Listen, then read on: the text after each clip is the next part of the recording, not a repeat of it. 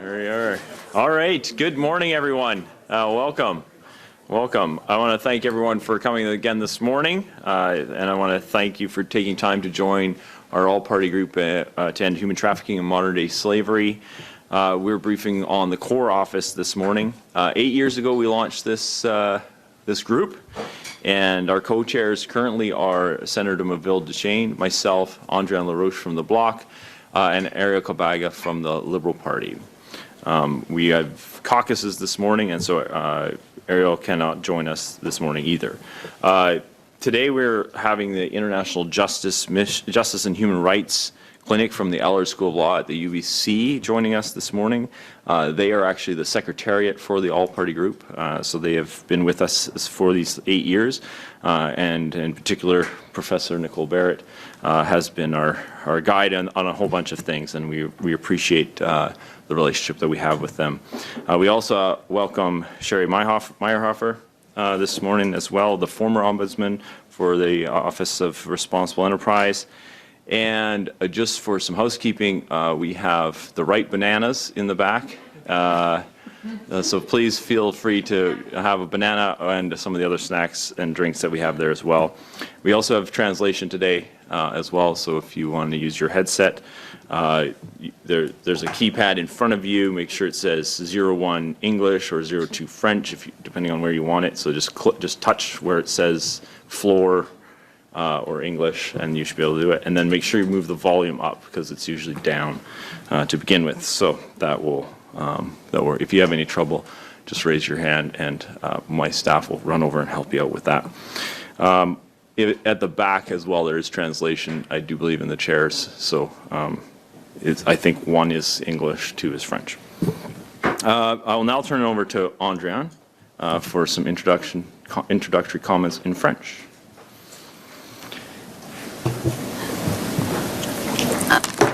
Alors, comme il y a de la traduction aujourd'hui, je vais parler dans ma langue maternelle, le français. Donc, je vous invite à mettre l'oreillette et à sélectionner français sur le parquet, juste ici.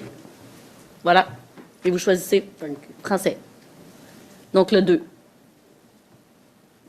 Voilà. Et maintenant, ça va? Vous m'entendez? Thank you. Parfait. Je préfère Deutsch. Ah, c'est vrai, vous devez choisir l'anglais pour comprendre. C'est vrai, je mélangeais. Faites le 1. Thank you. Voilà. Alors, si vous voulez anglais, choisissez le 1. Si vous voulez français, choisissez le 2. Donc, c'est rapidement après mon élection de 2019, Mme Maville Duchesne est venue me contacter pour que je fasse partie de ce groupe. Ma première réflexion, c'était de me dire qu'il y avait encore de l'esclavage moderne. À l'époque, on était en 2019. Ça a été une découverte pour moi d'apprendre. Bien sûr, on s'en doutait, on en entend parler, mais plus on y travaille et au fil des ans, on peut découvrir à quel point c'est encore beaucoup trop présent. Au fil des ans, on a déposé des projets de loi, fait des activités. Grâce à Arnold, je vais le dire, et à son adjoint, Joël, c'est un groupe très, très actif qui fait beaucoup d'activités. Et ce qui nous amène donc à cette activité aujourd'hui, qui s'inscrit dans le cadre où le Bloc québécois a déposé, avec mon collègue qui est porte-parole en commerce international, député de Saint-Hyacinthe-Bagotte, Simon Acton, Simon-Pierre Savard-Tremblay, un projet de loi qui est le C-251, qui vise essentiellement à mener cette lutte contre l'esclavage moderne. Le Canada doit faire beaucoup mieux. Et en ce moment, au lieu que le fardeau soit sur les services frontaliers, mais que les entreprises aient le fardeau de dire oui, c'est vrai, notre travail ne vient pas du fruit de l'esclavage moderne, du travail forcé, particulièrement dans des régions où on sait pertinemment qu'il y a de l'esclavage moderne et du travail forcé. Donc, bien hâte de voir aujourd'hui, d'entendre nos panélistes. Je vais m'arrêter là et je vous souhaite une bonne conférence. Merci. Thank you, Andréan. I'll now turn the floor over to Professor Barrett and to introduce herself and her team and make a presentation about the Office of CORE. Okay.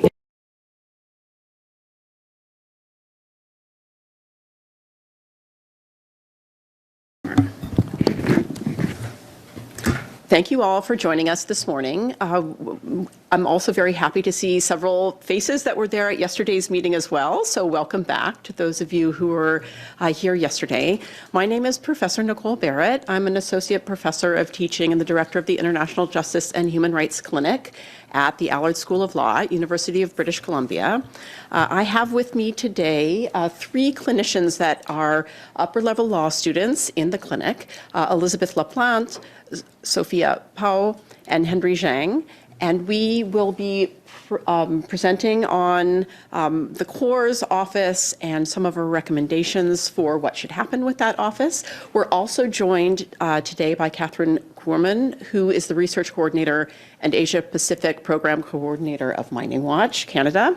And of course, we're honored to have Sherry Meyer-Hoffer with us as well, the former Corps, who will be presenting a bit about her mandate or her former mandate. Okay, with that, we can go to the next slide. Okay, the International Justice and Human Rights Clinic has a few publications on the Corps that are available on our website, which is at the bottom of this slide there. The first report, Empowering the Corps, that came about because when Canada created the Canadian Ombudsperson for Responsible Enterprise in 2019, we thought it was an important response to allegations of human rights abuses that were linked to Canadian companies abroad, but the office was not given the powers needed to be effective. And so we contrasted the Corps with the earlier CSR counselor, which relied on voluntary mediation, could not independently investigate allegations of human rights abuse. And we argue in that report that the Corps can only be credible and effective if it's built around 3 essentials, which are independence, investigative authority, and meaningful remedies. So that's the Empowering the Corps report.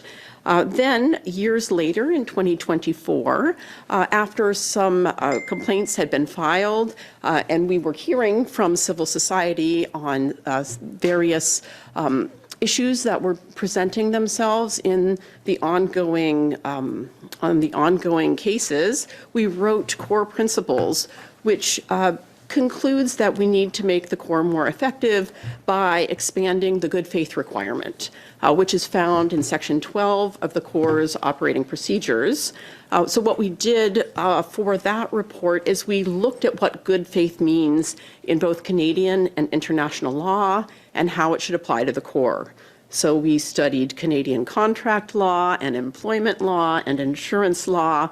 We looked at the Civil Code of Quebec, the BC Labor Relations Code. We looked at Supreme Court cases. We looked at international treaties, including the ILO Convention number 98, which is binding on Canada, as well as the International Covenant on Civil and Political Rights, also binding on Canada. And we came up with 5 recommendations to increase the Corps' effectiveness, predictability, and legitimacy. And some of those findings will be presented to you right now.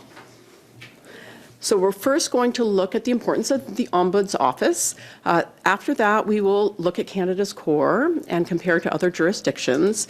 Then we'll look at the Human Rights Committee's recent recommendations for Canada. That was just a few months ago in 2026.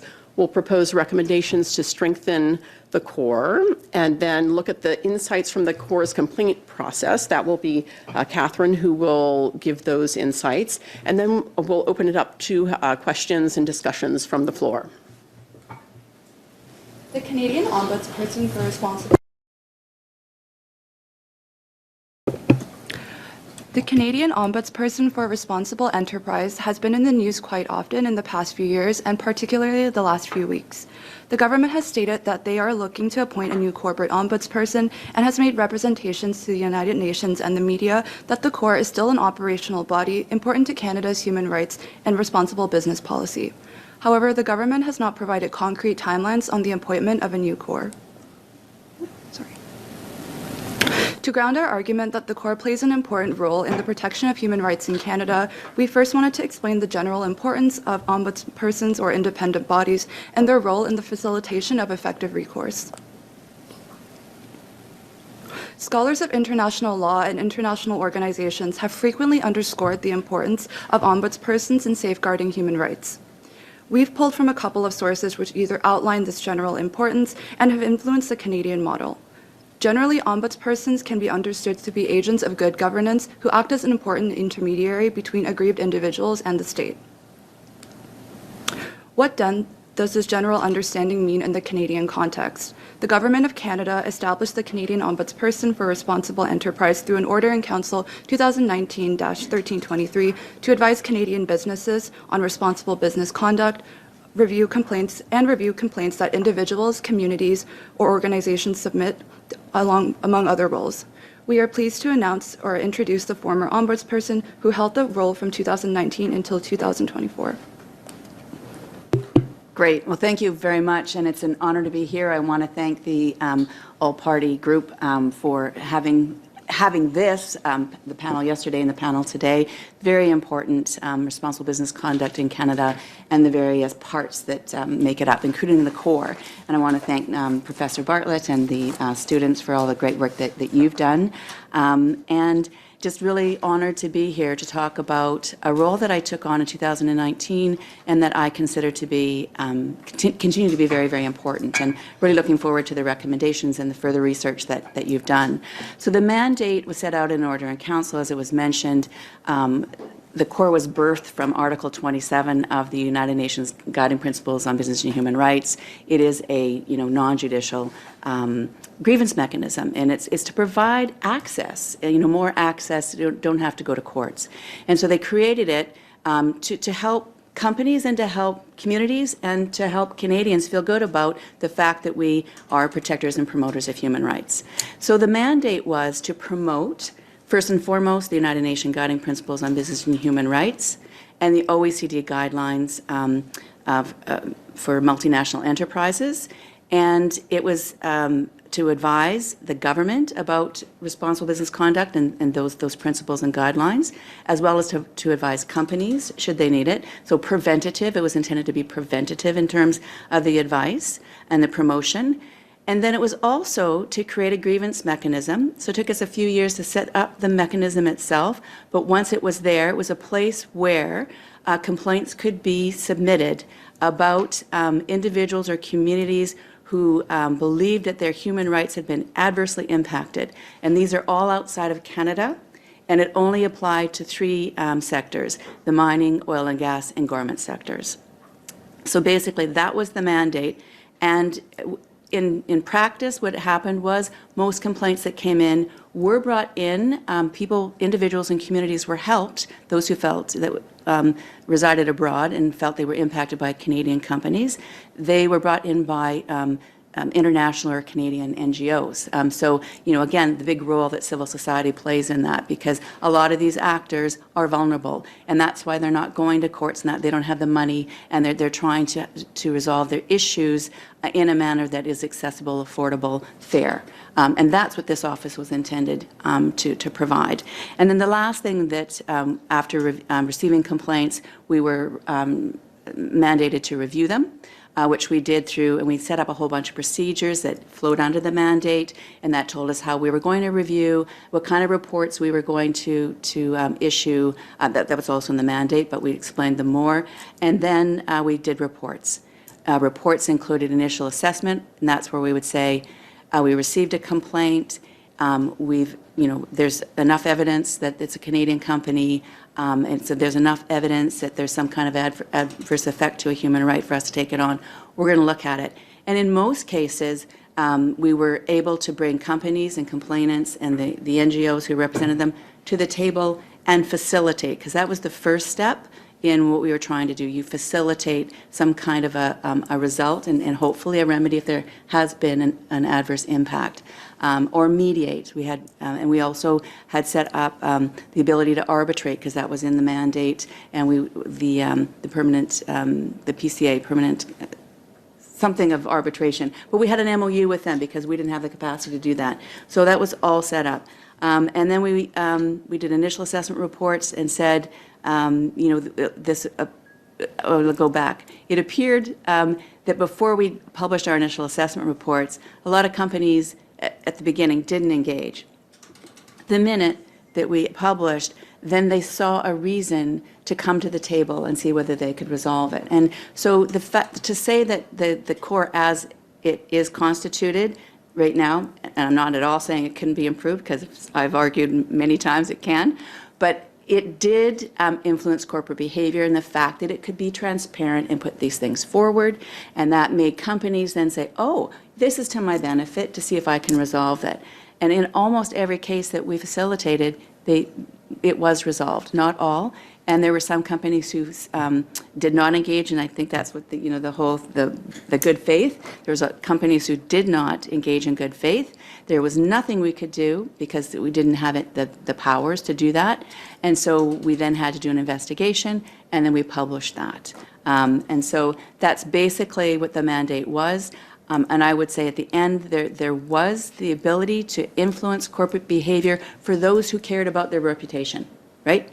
So it was enough in those cases. However, it wasn't good enough in all cases. So maybe I'll just leave it there. Yes, so the Government of Canada adopted a 5-year responsible business conduct strategy in 2022. So responsible business conduct is the idea that companies should be considering risks to people, environment, and society when they operate their businesses. The government committed to increasing the adoption of responsible business practices among Canadian companies in order to increase their global competitiveness and reputation. So part of this RBC strategy was the core, and another part was something called the national contact point, which we will get into, but many civil society actors have criticized as ineffective.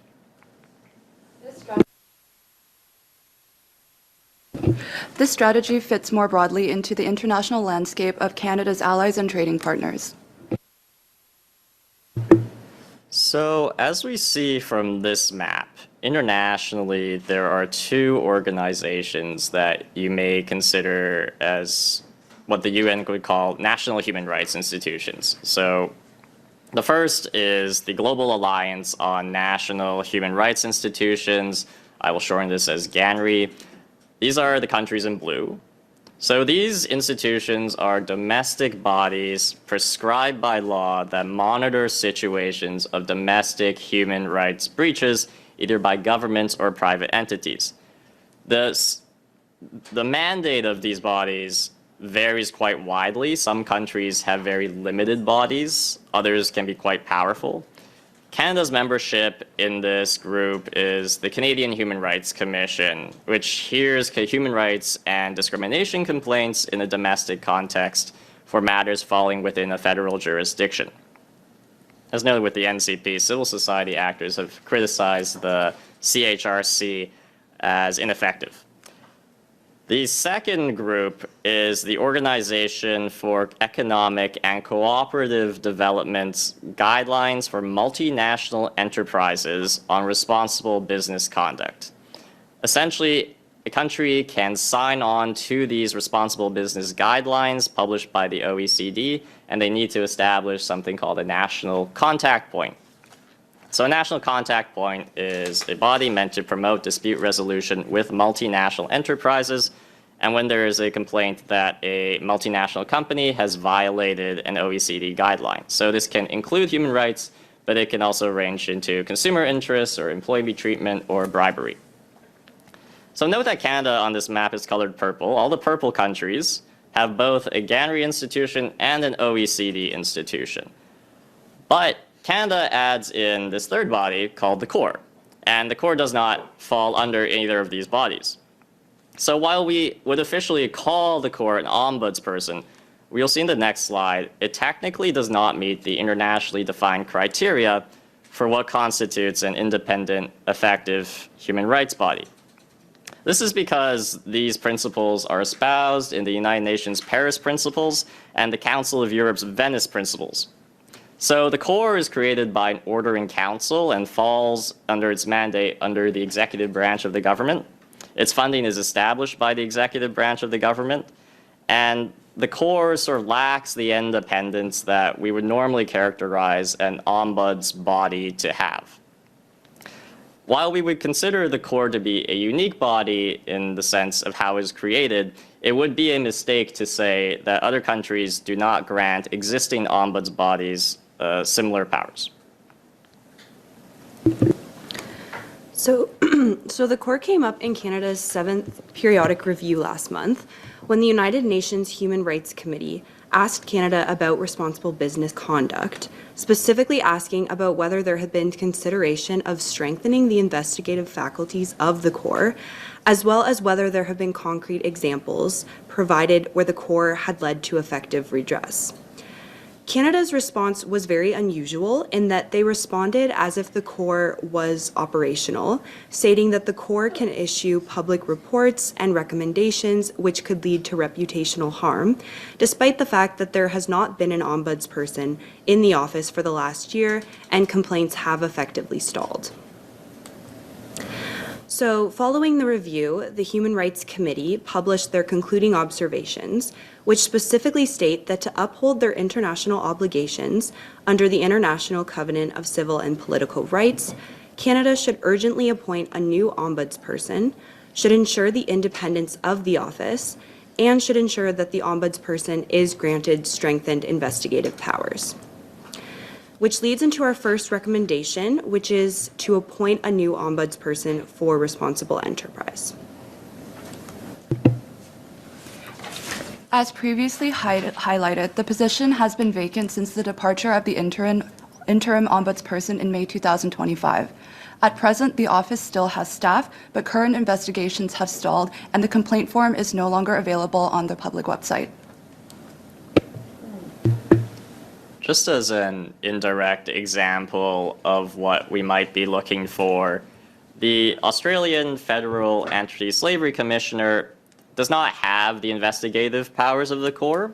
However, one positive thing is that the body is based in legislation, and the statute requires the appointment of a new commissioner as soon as practicable after the office becomes vacant. So this type of wording sets a timeline for appointment that we don't see present in the Order in Council that created the Corps.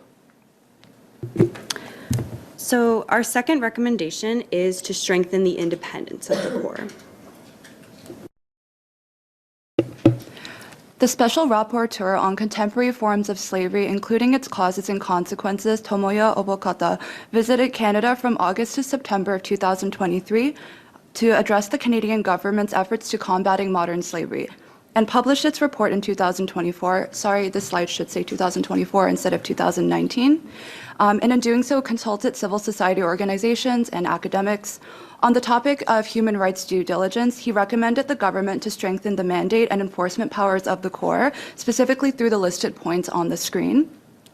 For example, the powers to compel testimony and evidence, its full independence from the government, and mandatory human rights due diligence obligations. So, as per the Human Rights Committee's concluding observations, Canada should ensure the independence of the Corps.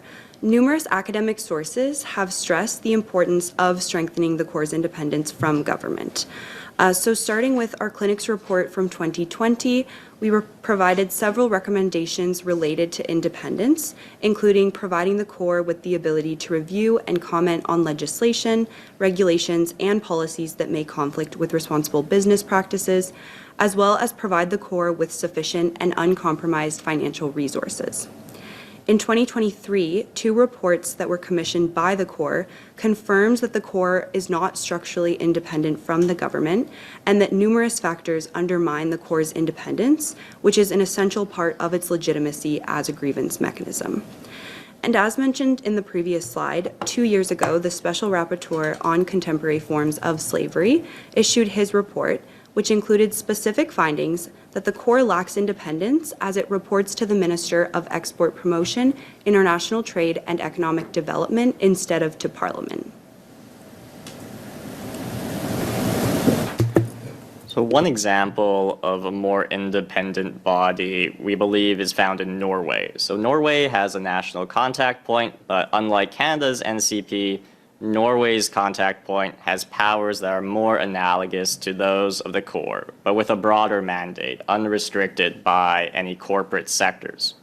So the Norwegian NCP has 4 independent experts appointed to it and is able to not only conduct mediation of disputes, but can continue to investigate companies in the event that a mediation fails. All documents provided are transparent and public, and there's no confidentiality in that process. It allows Norway's NCP to issue public reports regarding companies that violate human rights, both domestically and internationally.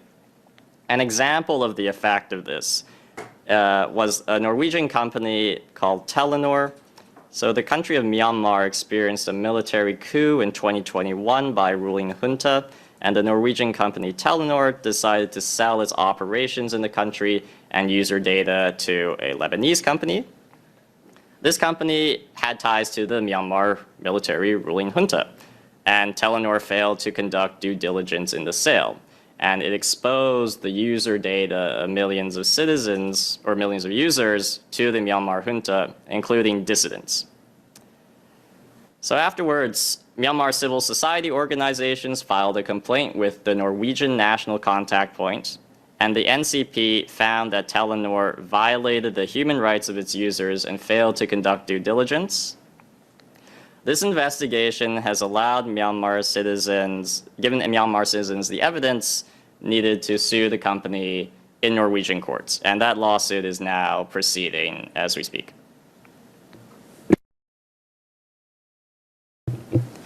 Our third recommendation is to strengthen the investigative powers of the Corps. Our advice aligns with those of several civil society and non-governmental actors. In 2024, for example, Special Rapporteur on the Situation of Human Rights Defenders, Mary Lawler, submitted her comments to the ongoing review of the Corps and raised concerns about its inability to provide adequate redress to human rights defenders. Representatives from Above Ground and the Canadian Network for Corporate Accountability have also commented on the importance of effective enforcement. And as per the Human Rights Committee's concluding observations, Canada should ensure that the ombudsperson is granted strengthened investigative powers. This could include the power to compel, search, and seize, as well as the ability to impose sanctions for companies' failures to cooperate, the ability to continue investigations if companies withdraw from voluntary resolution, as well as the employment of trauma-informed specialists to facilitate the core process. One example we would cite of a stronger investigative body is the Thai National Human Rights Commission. Now, we acknowledge that Thailand is a country that many do not consider to have a strong human rights record. Nevertheless, in its constitution, it does have a National Human Rights Commission that is able to conduct international investigations on companies who have violated human rights abroad. So as an example, from 2010, there was a Thai sugar company that was operating in Cambodia.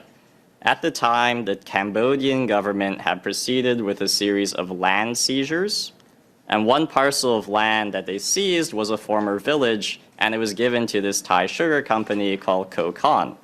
This company then entered into a series of sugar contracts with a British company called Tate & Lyle to sell their sugar.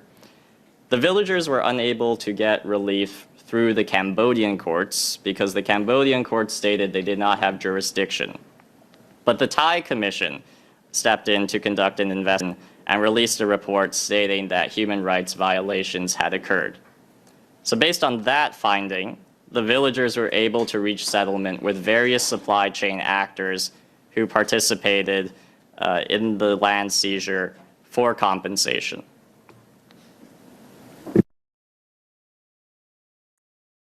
So our final recommendation is to create an effective compliance body to provide judicially binding remedies for victims. To illustrate our point, we would like to draw your attention to a recent decision from October 2025 under the Federal Court of Canada, which exercises jurisdiction over federal issues, including decisions made by federal boards, tribunals, and commissions. A brief background into the case. In November of 2022, the applicants, United Steelworkers, filed a complaint with the Corps alleging that the respondents, Mark's Work Warehouse and Canadian Tire, used suppliers and factories in its supply chain in Bangladesh that failed to pay workers a living wage. In December of the same year, the Corps determined that their claim was admissible And in December 2024, the Corps shared its final version of the report where it concluded that the ILO was the appropriate body for establishing labor standards and that this decision was outside of the mandate of the 2019 Order in Council.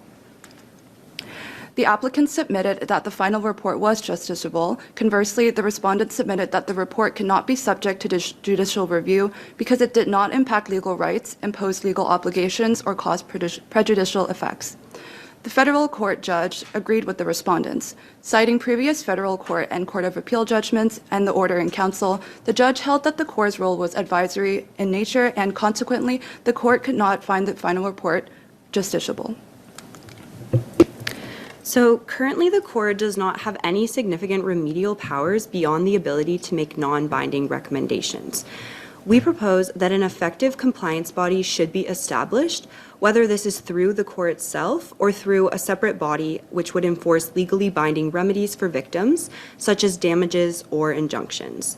And this would be in line, again, with the Human Rights Committee's concluding observations, indicating that Canada should ensure effective access to judicial and non-judicial remedies.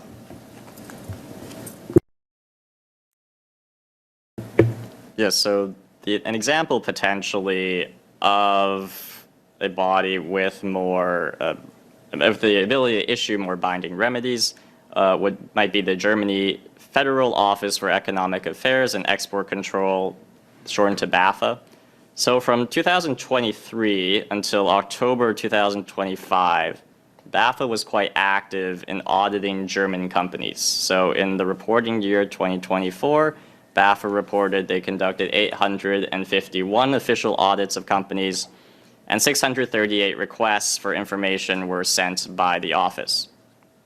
So the body has these powers to summon people and act ex officio, which means it does not need government guidance to conduct an investigation. It can initiate an investigation based off its own reasonable beliefs and findings. The body can also lay fines up to 2% of a large company's annual turnover for non-compliance.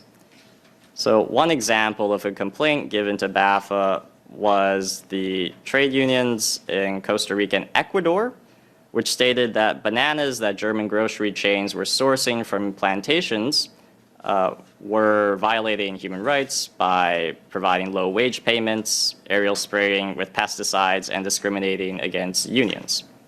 So one grocer, Aldi, constructively engaged with the complaint, sent their own investigators to look at the plantations, and pressure was placed on the local banana producers. And then a confidential settlement was reached with the workers in those countries and the plantation. This is just meant to demonstrate that one of the most important things that can happen right now is to put a core in place, because companies are willing to engage in a public forum as long as attention is drawn to human rights issues. And while it might not capture every company, there are companies that care about this type of thing. And just as a last note, the German law is changing, as are many European jurisdiction laws at the moment. The EU forced labor regulation is about to take effect in 2027. And the EU forced labor regulation is empowering each member state to appoint their own competent authority that can lead investigations into products or businesses with a substantiated concern of forced labor. And penalties these competent authorities can issue include prohibition on products, orders for businesses to withdraw products or dispose of products, as well as customs controls. Yes. And now I will turn it over to Catherine Coumans from Mining Watch Canada. Thank you. Is this working? Oh, it was. Okay. Yeah. Thank you. And I'm here actually for Mining Watch, but also for the Canadian Network on Corporate Accountability, of which Mining Watch is a member and on the steering committee. And I'm going to speak a little bit to the ongoing need for this office. So Mining Watch Canada supports communities and Indigenous peoples who face really serious human rights violations related to the activities of Canadian mining companies operating in Latin America, Asia, and Africa. We've been doing this work for 27 years. Among the issues we report on are killings, maiming and sexual assaults of local community members by mine security, mass forced evictions, threats, sometimes lethal, to human and environmental rights defenders, and forced labor. We presented on 26 of these cases before the House of Commons Standing Committee on International Trade in regard to its study in 2023, and the study was entitled Environmental and Human Rights Considerations Regarding Canadian Mining Companies Abroad.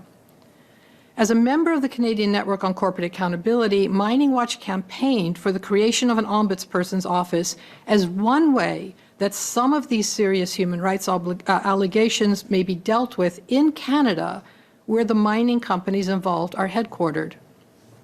Since the Canadian Ombudsperson for Responsible Enterprise, or CORE, was installed in 2019, many of the communities we work with globally have been advised by staff at Canadian missions overseas to bring their concerns to the Ombudsperson. Some did, and many more would today if there were an ombudsperson in place to handle their complaints. I will briefly sketch one case for you which Mining Watch supported to give you a sense of the harm done when the office was left without a permanent ombudsperson in May of 2024. I will not name the company or the Indigenous complainant involved to maintain confidentiality in this case. So briefly, the case was filed on January 1st in 2023 by an Indigenous human rights defender regarding a Canadian mining project in an Asian country. On May 31st of 2023, the ombudsperson informed the complainant that the case was admissible on the grounds that, and I'm quoting, there is a reasonable basis to believe that X company might have abused or contributed to abuse of the right to self-determination of the X Indigenous people. I'm leaving out the names here. What followed was the initial assessment phase in which the CORE shared its complaint summary with the company and gathered further information from the complainant and from the company. There were also several meetings with the complainant, and I'm assuming also with the company. In November 2023, the CORE confirmed that it had received all the necessary information and would proceed with the drafting of an initial assessment report. However, by the time that the ombudsperson, Sherry Meyerhofer, left the office at the end of April 2024, the initial assessment report had not been provided to the complainant. For the entire year of the interim ombudsperson, Masood Hussain, this initial assessment report was never produced, despite several meetings between the complainant and the interim ombudsperson. The office has been without an ombudsperson since May of 2025, as we've heard. There is staff in the office, and we meet with them regularly, and they have repeatedly confirmed that no action can be taken on any complaints before the office because there's no ombudsperson. This complainant's case is not the only one that has been left in limbo since 2024. It is our understanding that at the time that Sherry Meyerhofer left the position of ombudsperson, there were up to 8 investigations underway. So the investigations happened after the initial assessment stage. That's our understanding. We can get that confirmed. But our understanding is there were up to 8 investigations underway at the time that she left the office, and none of these investigations were further developed under the interim ombudsperson. So it's unclear what happened to these investigations. We further understand from current staff at the CORE that there are 24 active cases before the CORE that cannot progress. These are all cases of people who we believe brought complaints in good faith in the expectation that their complaints would be dealt with by the CORE. UN bodies, as we've heard, have repeatedly called on Canada to provide accountability in Canada for the activities of our multinationals, in particular, our mining companies are constantly named, that are operating overseas. Most recently, in the final report of this year's periodic review of Canada that we've heard about by the UN Human Rights Commission, this was brought up again. The 2023 parliamentary report that I mentioned earlier recommended that the Government of Canada, and I quote, explore all options for expanding the mandate of the Canadian Ombudsperson for Responsible Enterprise. The Canadian Network for Corporate Accountability asks that the Government of Canada immediately appoint a new Canadian Ombudsperson for Responsible Enterprise with a strong human rights background. empower the Office of the Canadian Ombudsperson for Responsible Enterprise with independence and the power to compel testimony and the production of documents as required to effectively investigate allegations of human rights abuse. And I'll leave it there and we'll take questions. Thank you very much, Catherine. I just want to say in conclusion, our analyses of the court's capacities and our comparison of Canada to other jurisdictions, as well as first-hand insight from key actors, demonstrates that the government should reinstate and redesign the core with greater powers to uphold Canada's international and domestic obligations to provide effective recourse for victims of forced labor and other important human rights issues that require our attention. Thank you. Okay, I think we'd like to open it up for questions and discussions. So over to you. Senator? Thanks very much, and it's great to see you, Professor Barrett, Nicole, and a new team of students. We've welcomed you a number of times and really been able to learn from you. Thank you. And Sherry, great to see you back, and I think it's a powerful statement for us that you're coming back and you're part of this presentation. And my question is, let me preface it by saying, I think your recommendations are excellent. I thank you for your research. It's substantive. It's thoughtful. This is my 10th year as a senator, and if I've learned anything, painfully learned anything in this place, it's compromise and delay. So this is framing my question. If we were to succeed to have a successor for Sherry confirmed, and we were not to succeed immediately or quickly to make the amendments that I think you have made a very convincing case for, what would be the most important part of the existing framework that as parliamentarians we should try to keep a very close eye on and support, while at the same time promoting the changes? Okay, I think I'll take that question. I've been speaking with many of the individuals who hold Sherry's former position in other countries, and I've asked, what is the most important aspect of your role? Independence. Independence from government is what they say. They say that's the number one thing. You have to be able to put things on the agenda and be able to make your own decisions and not be bound by whatever decision the minister makes. So I would say that independence is the one, if you have to pick only one, but of course you need all of them to be effective. So yeah, that's what I would say. But sorry, just to clarify, my question was a little different, although I appreciate that very much. It was, if we have a much longer runway to make the changes that are being recommended, what would be the most important emphasis for us as parliamentarians to keep making to the core and making to the government about the existing framework? I think the existing framework could actually be a very effective body if it has the expanded powers that we're arguing for.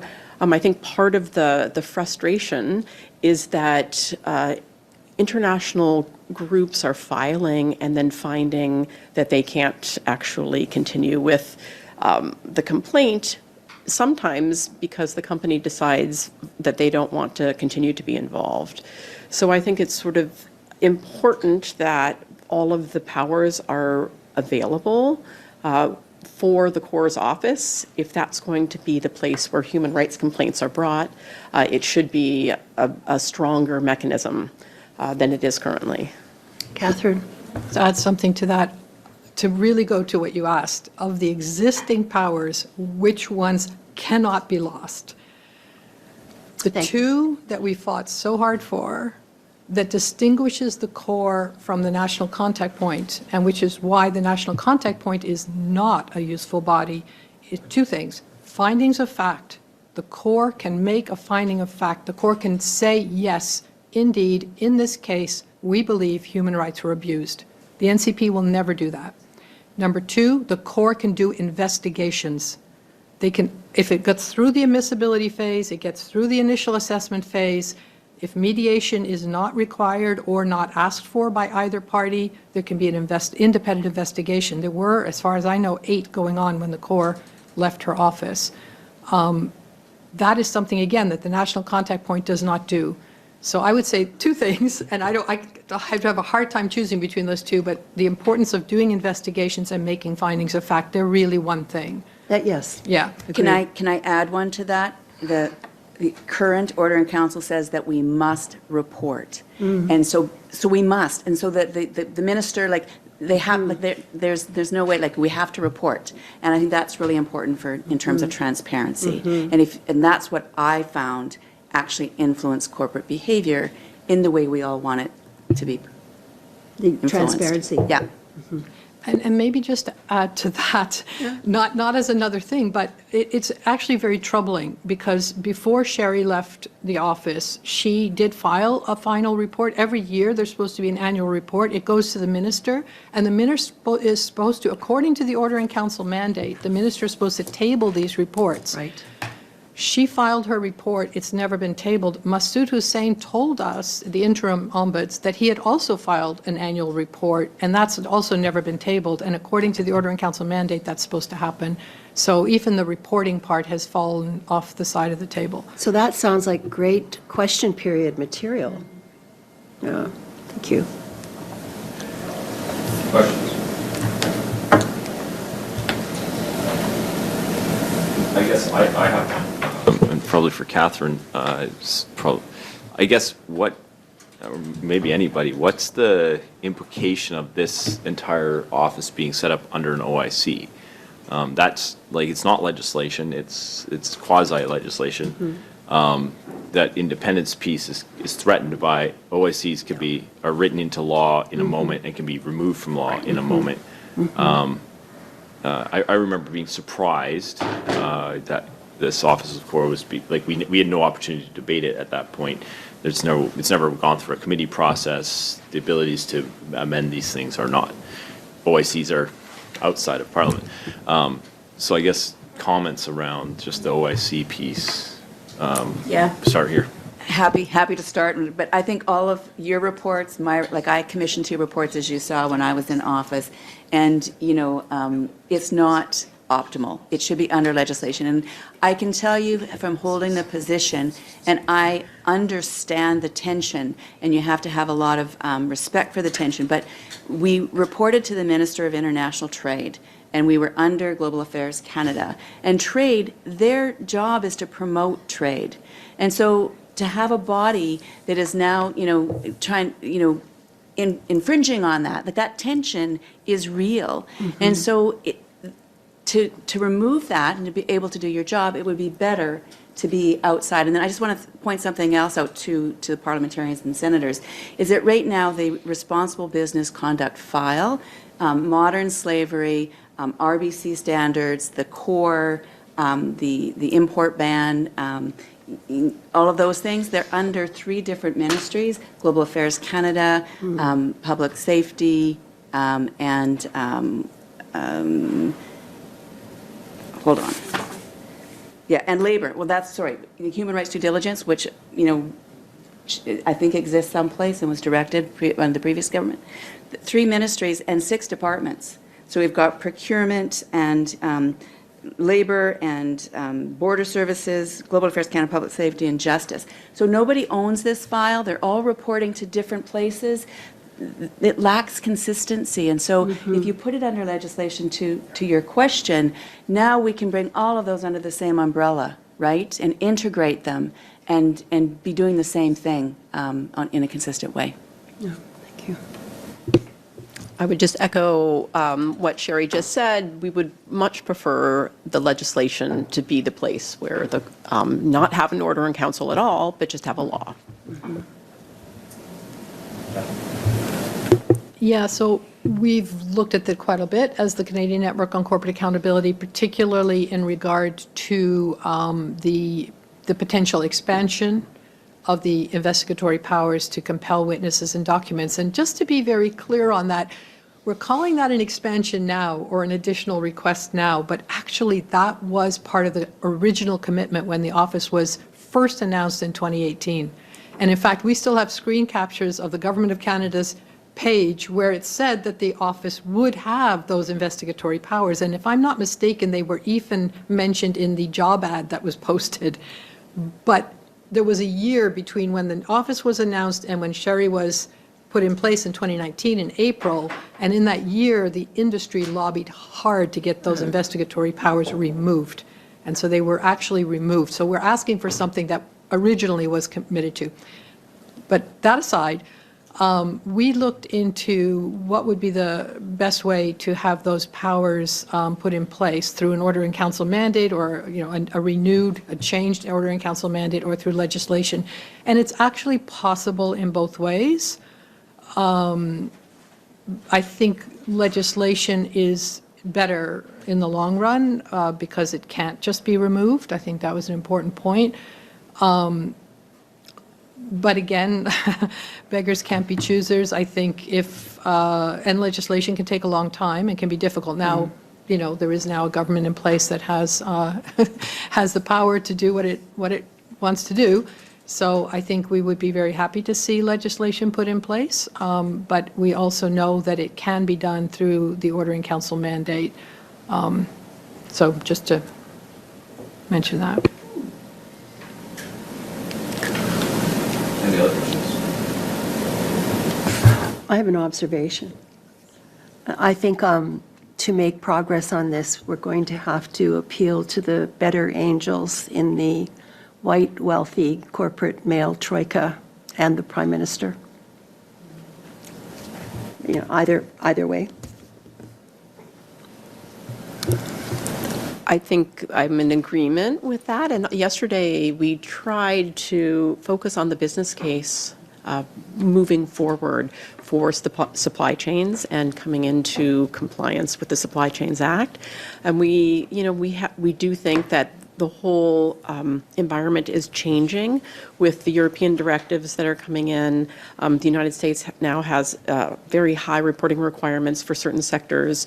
So we think it will be a business opportunity to have good, responsible enterprises. So we're sort of finessing our message to be not only about human rights and the violations, but also the case that it's good for business and good for Canada, for all sectors of Canadian society. Great.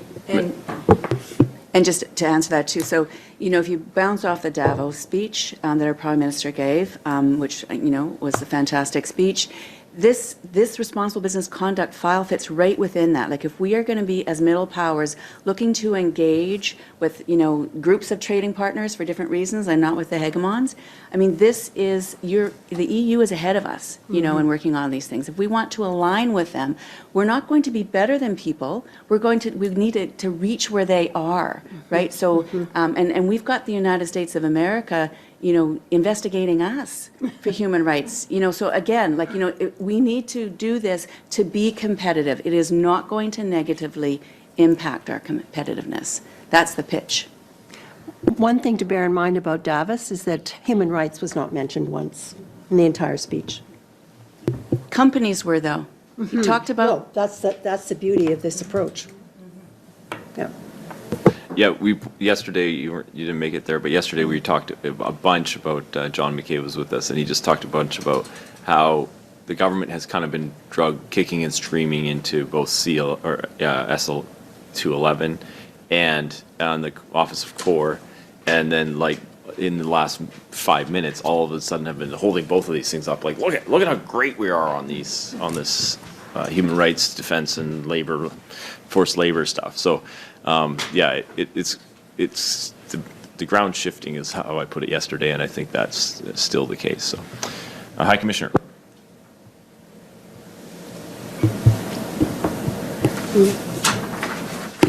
Yeah. Thank you, Honorable MP, for inviting and sending invites to embassies also. It is not just a matter of topical interest. It is of a great importance today. When you see around the world, there is a lot of weaponization of everything, unfortunately. So I just have contribution to make, is a friend of Canada and also is a economic trade and investment counterpart for Canada. We are the 5th largest population around the world today, Pakistan, 4th largest in Asia. We have number of Canadian companies also having done investment in Pakistan, huge investments, in fact, by the local market conditions. What I heard the presentations very carefully, most of the examples, to me, it seemed that the core received complaints or different companies in Europe or in America, they received complaints from the locals.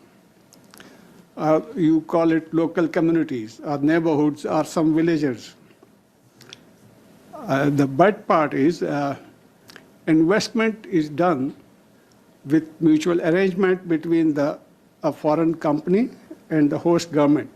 And the host government may have 2 or 3 tiers, like in Canada, federal, provincial, local, and no foreigner can go and set up a company somewhere, whether it is for mining, oil and gas, or something else. And why I use the word weaponization is there was a mention by Madame Comans that some things get politically motivated. There is company A from country X investing in mining or tea or coffee or oil and gas project in a country P in continent C, but there are competitors in the same field, maybe from the developed world, maybe even from your neighborhood, and they want to take the project. One. Second, if the project is on a bordering area, whether it is for gold, copper, silver, oil, gas, gemstones, critical minerals, rare earth metals, under the circumstances that word is there, I think the core has to also factor in the input, not only from a complainant or a villager or a group of villagers, but also the government's input. Mostly you have your own government, embassy, consulate, high commission, their input, the local provincial government input, so that the core being a neutral, impartial human rights monitor has to really reach to the fact of the matter, whether it is politically motivated, economic competition related complaint, or is it a genuine abuse of human rights of a local neighborhood which was displaced and so on. Thank you very much. You want to talk a little bit about the abilities of the court? Yeah, so, the Corps only has jurisdiction over Canadian companies operating abroad. And so it doesn't have any jurisdiction to engage with foreign governments. That's not something that the Corps would do or it's allowed to do. But having said that, the Corps is mandated to collect all the facts, do fact-finding. And in talking to companies, so when companies come to the table, they would be bringing all of that information, and maybe not sharing their agreements, but describing their agreements with the government and saying, how they feel authorized and, what they think happened. So those and they would bring the political angle to it too, trying to explain to us what, maybe if they feel pinched, politically. So all those facts would come into us, but through the Canadian company. And then all we can do is advise the company as to what they should or shouldn't do. Maybe just a small comment. One of the things that we heard from some companies that we engage with as Mining Watch was that the Corps is actually useful to them because all the ore bodies around the world that our Canadian companies are interested in, there are other countries also interested in those ore bodies, right? So there's competition for those ore bodies. The ore bodies are often in developing countries, and the mining companies come from the more powerful countries. And one of the ways in which Canada can distinguish itself is to say, look, you know, you could go with this country's company or with Canada's company, but if you go with Canada's company, the chances are that if there are local problems with local Indigenous people or communities or environmental issues, at least the company knows that they have to do their very, very best, because otherwise they could be brought before the Corps. Whereas other countries don't have any kind of accountability mechanism for how their companies operate when they go overseas. So they can create huge problems for the host country or make things worse when there's already problems. And there's no way that that company can be held to account at home. So communities are asking for that. Communities say, why are we suffering under this Canadian company? What are you Canadians doing to hold your company to account at home? But some governments, and we've also met with governments in countries where Canadian companies are operating, where they've caused a lot of problems and a lot of headaches for those governments. And those governments are saying, you know, why don't you hold your companies to account? So the Corps is a way also to market, for Canadian companies and the Canadian government to market itself as having an accountability mechanism in place. Interesting. I'd like to just follow up on what Catherine's saying, that this can really build into the business case for having responsible enterprises. So if you can say that, you know, the Canadian corporations have this whole oversight mechanism, it's much more likely that the people that live within your country are going to be treated fairly and well. It's a good way to distinguish yourself from other countries that may not have that oversight mechanism.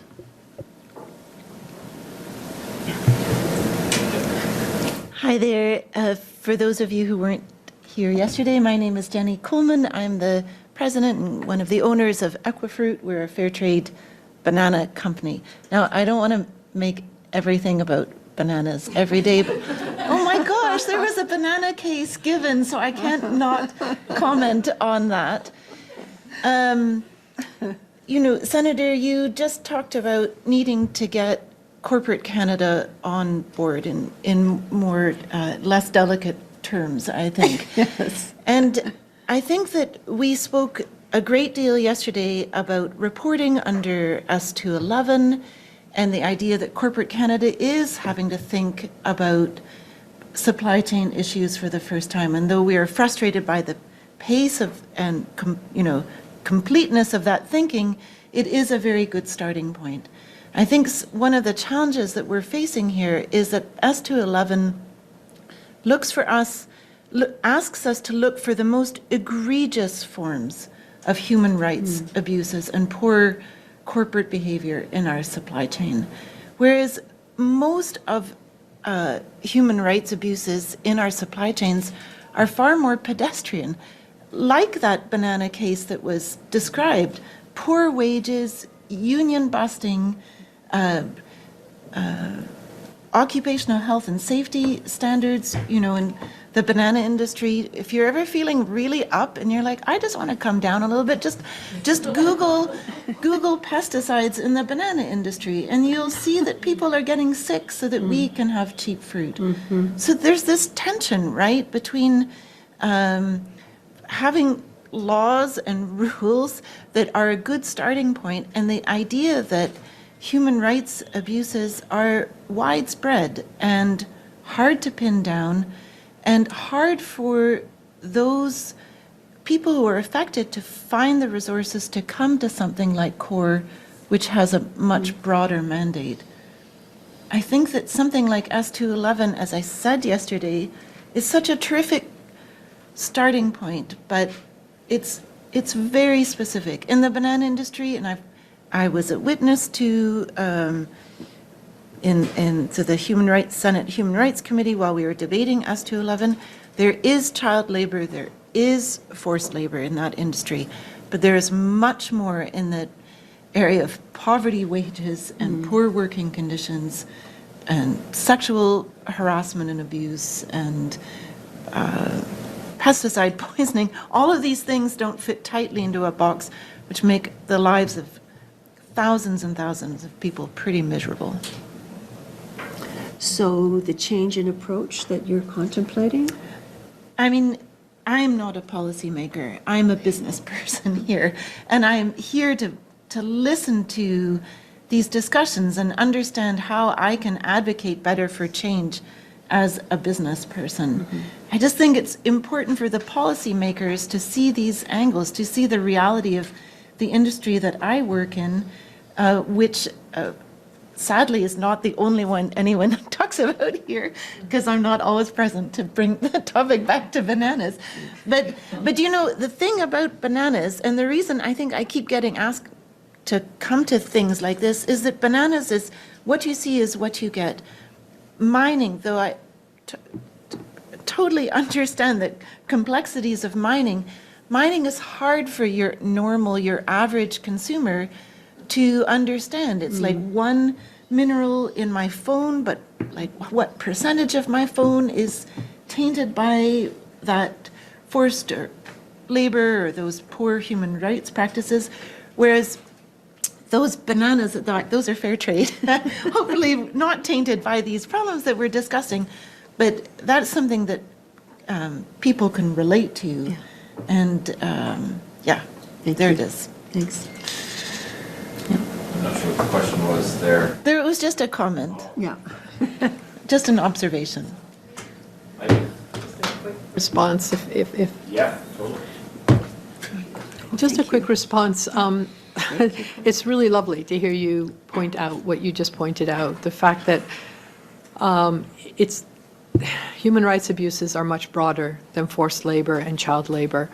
And as the Canadian Network on Corporate Accountability, we're really pushing for a much broader bill down the road. Like, we have to start somewhere, but we really want mandatory human rights and environmental due diligence, which would cover all human rights. And this is where the Europeans are already, what they're already implementing. So it wouldn't be just forced labor and slave labor, as egregious as those are. It would be all human rights. That is really the call of the Canadian Network on Corporate Accountability, in addition to maintaining the core. And I would add that there are environmental protections as well in the European, the new European laws. So that would cover the pesticides from the. Absolutely. I talked about pesticide. Oops, I don't think I'm on. Am I? Yeah, I talked about pesticides as it affects human health, but ecosystems on the ground that we never see. We're just grateful to have 55-cent bananas. And just to say, the core as it currently exists, it covers all human rights. And it does, include environment, because we are to promote and apply the UNGPs and the OHCHR, that, they said that the environment is part of human rights. So it's very broad. So the only limiting factor on it is the sectors. So I'm just trying to get back to the senator's question about, how do we keep this contained, and we can only do so much. Well, the core already has that, except for the number of sectors, and then the independence part. So, I mean, it's a good, I've always said, it's a good start, and it's solid. So you just need to enhance it. You won't come back? Not in that capacity. In other capacities, maybe. Sherry, I'm just wondering, just in terms of being like accessible to the public, the office core had a pretty public face. Just maybe to toot your own horn a little bit, like which of the things that you worked on was like the thing you're the most proud of? It might be a tough question because you did a number of reports, and I enjoyed all of them. But from your perspective, which would be? The thing I was most proud of, and which makes me the saddest because the office has been left to languish, is the incredible team that, we were able to pull together over the 5 years I was there. We had so many great experts, people who were doing the fact-finding and the investigating and the mediating and, understood this. And, a number of us came from different sort of places, but we all came around and we understood this body of work very well, and we were producing good things. Those people have been lost because, that's what you lose when a body's not doing anything. Yeah. So if the biggest loss is, it's all those people and all of that knowledge. Now, the processes are in place, the mandate's there, the possibility still exists, but I think that was the thing I'm most proud of, was the team, and my biggest sadness or disappointment. Any other questions? I usually say fashion routines.